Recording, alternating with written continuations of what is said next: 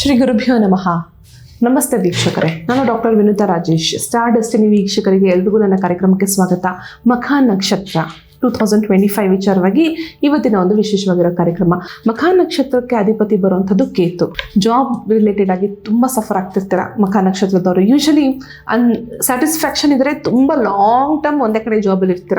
ಇಲ್ಲ ಅಂತಂದರೆ ತುಂಬ ಫ್ರೀಕ್ವೆಂಟ್ ಚೇಂಜಸ್, ಒಂದು ಕಡೆ ನಿಲ್ಲಕ್ಕೆ ಸಾಧ್ಯ ಆಗಲ್ಲ, ಫ್ರೀಕ್ವೆಂಟಾಗಿ ಚೇಂಜಸ್ ಆಗ್ತಿರುತ್ತೆ. ಯಾಕೆಂದರೆ ಯೂಶಲಿ ಕೇತು ಅಂತ ಬಂದಾಗ ಸ್ಪಿರಿಚುಯಾಲಿಟಿ ಜಾಸ್ತಿ. ಸೊ ಸ್ಪಿರಿಚುಯಾಲಿಟಿ ಅಂದರೆ ದೇವರು ಅನ್ನೋದನ್ನು ತುಂಬ ಬಿಲೀವ್ ಮಾಡೋವಂಥ ನಕ್ಷತ್ರ.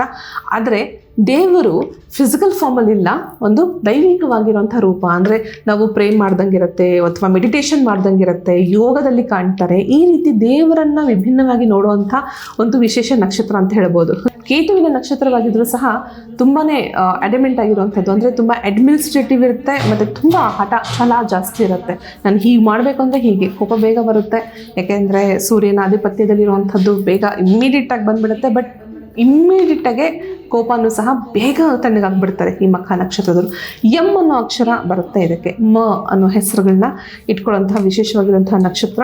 ಸಿಂಹರಾಶಿ ಅಧಿಪತ್ಯ ಸೂರ್ಯನಿಗೆ ಯಾವಾಗ ಕೇತು ಸಂಯೋಗ ಆಗುತ್ತೆ, ನಾವು ಯೂಶಲಿ ಕಾಣ್ತಿರ್ತೀವಿ ಸೂರ್ಯಗ್ರಹಣ ಇಂಥ ಒಂದು ಸಂದರ್ಭಗಳಾಗುವಂಥದ್ದು. ಅಂಥ ಒಳ್ಳೆ ಕೋಆರ್ಡಿನೇಷನ್ ಸಿಗೋದಿಲ್ಲ ಸೂರ್ಯನಿಂದ. ಇವೊಂದು ಮಖ ನಕ್ಷತ್ರದವರು ತುಂಬ ಚೆನ್ನಾಗಾಗಬೇಕು, ಹಂಬಲ ತುಂಬ ಇರುತ್ತೆ. ಬಟ್ ತಂದೆಯಿಂದ ಎಲ್ಲೋ ಒಂದು ಕಡೆ ಅವ್ರಿಗೆ ಸಮಸ್ಯೆ ಆಗಿಬಿಡುತ್ತೆ ಯಾವುದೋ ಒಂದು ಫೇಸಲ್ಲಿ. ನಾಟ್ ಮೇ ಬಿ ಎಜುಕೇಷನಲ್ಲಿ ಒಳ್ಳೆ ಸ್ಕೂಲ್ ಚೂಸ್ ಮಾಡುವಾಗ ಏನೋ ಸಮಸ್ಯೆ, ಅವ್ರ ತಂದೆ ಬೇಡ ಅಂತ ಹೇಳೋದು, ಅಥವಾ ಯಾವುದೋ ಒಂದು ಕಾಲೇಜ್ಗೆ ಹೋಗುವಂಥ ಸಂದರ್ಭದಲ್ಲಿ ಯಾವುದೋ ಒಂದು ಚೂಸ್ ಮಾಡುವಾಗ ಏನೋ ಒಂದು ಸಮಸ್ಯೆ ಆಗಿಬಿಡುತ್ತೆ. ಬೇಡ, ಇದು ಬೇಡ, ಅದಿರಲಿ ಅನ್ನೋದು, ಅಥವಾ ರಾಂಗ್ ಡೈರೆಕ್ಷನ್ ಕೊಟ್ಬಿಡೋದು.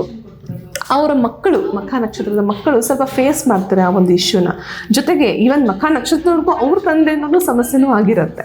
ಸೊ ಅವರ ಹಿರಿಯರಿಂದನೂ ಆಗುತ್ತೆ, ಅವರ ಕಿರಿಯರಿಗೂ ಸಹ ಆಗುತ್ತೆ. ಕರೆಕ್ಟ್ ಅಲ್ವಾ? ನಿಮ್ಮ ಲೈಫನ್ನು ನೀವೇ ಅಬ್ಸರ್ವ್ ಮಾಡ್ಕೊಳ್ಳಿ, ಈಸಿಯಾಗಿ ನಿಮಗೆ ನಾನು ಹೇಳ್ತಿರೋಂಥ ವಿಚಾರಗಳು ಗೊತ್ತಾಗುತ್ತೆ. 2025ನಲ್ಲಿ ಗುರುವಿನ ಟ್ರಾನ್ಸಿಟ್ ಇರುವಂಥದ್ದು, ರಾಹು ಕೇತು ಟ್ರಾನ್ಸಿಟ್ ಇರುವಂಥದ್ದು, ಇವೆಲ್ಲವೂ ಇರುತ್ತೆ. ಬಟ್ ರಾಹು ಯಾವಾಗ ಕುಂಭಕ್ಕೆ ಬರುತ್ತೆ, ಸೊ ಕೇತು ಅದೇ ರೀತಿಯಲ್ಲೇ ಸಿಂಹರಾಶಿಗೆ ಹೋಗುತ್ತೆ. ಅಂಥ ಸಂದರ್ಭದಲ್ಲಿ ಮಾತ್ರ, ಅದನ್ನು ಮೇ ತಿಂಗಳಲ್ಲಿ ಸಿಂಹರಾಶಿಗೆ ಯಾವಾಗ ಸ್ವತಃ ಕೇತು ಹೋಗುತ್ತೆ, ಅದರಲ್ಲೂ ಯಾವ ನಕ್ಷತ್ರದಲ್ಲಿ, ಹೇಗೇನು ನಕ್ಷತ್ರದ ಮೇಲೆ ಡಿಪೆಂಡ್ ಆಗುತ್ತೆ. ತನ್ನ ಸ್ವಂತ ನಕ್ಷತ್ರಕ್ಕೆ ಹೋದಾಗ ಒಳ್ಳೆಯ ಒಂದು ಫಲಗಳನ್ನ ನಾವು ನೋಡ್ಬೋದು. ಯಾವುದೋ ನಿಂತೋಗಿರೋ ಕಾರ್ಯವೂ ಸಹ ಮತ್ತೆ ಪುನರಾರಂಭ ಆಗುತ್ತೆ. ಯಾವುದೋ ಒಂದು ಕೇಸ್ ಮೂವೇ ಆಗ್ತಾ ಇರೋದಿಲ್ಲ, ಅದು ಮತ್ತೆ ರೀಸ್ಟಾರ್ಟ್ ಆಗುತ್ತೆ. ಈ ಥರ ಕೆಲವು ಚೇಂಜಸ್ಸನ್ನು ನೀವು ಕಾಣಬಹುದು. ಬೇರೆ ಬೇರೆ ನಕ್ಷತ್ರಗಳಿಗೆ ಬಂದಾಗ ಬೇರೆ ಬೇರೆ ಚೇಂಜಸ್ನ ನೋಡ್ಬೋದು. ಬಟ್ ಗುರುವಿನ ಒಂದು ಟ್ರಾನ್ಸಿಟ್ಟು ಅನುಗ್ರಹ ಚೆನ್ನಾಗೇ ಇದೆ ಅಂತಲೇ ಹೇಳ್ಬೋದು. ಅದೇ ಬಿಟ್ಟರೆ ಸೂರ್ಯನ ಟ್ರಾನ್ಸಿಟ್ ನಡೀತಾನೆ ಇರುತ್ತೆ. ಪ್ರತಿ ತಿಂಗಳು ಚಂದ್ರನ ಟ್ರಾನ್ಸಿಟ್ ಆಗ್ತಿರುತ್ತೆ. ಬೇರೆ ಬುಧ ಮತ್ತು ಶುಕ್ರನ ಟ್ರಾನ್ಸಿಟ್ಟು ಸರ್ವೇಸಾಮಾನ್ಯವಾಗಿ ನಡೆಯುತ್ತೆ.